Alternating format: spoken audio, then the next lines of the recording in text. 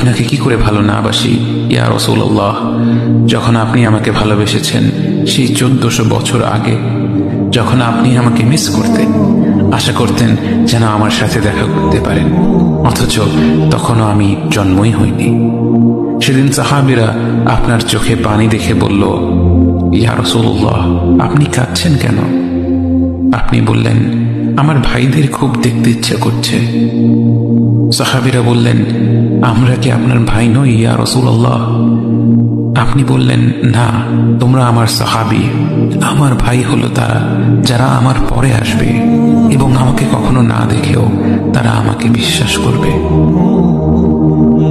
মৃত্যু শয্যায় শুয়ে আপনার অন্তরে এই চিন্তা ছিল যে আমাদের পরিণতি কি হবে। উম্মতি উম্মতি বলতে বলতে আপনি আপনার রবের নিকট ফিরে গিয়েছেন।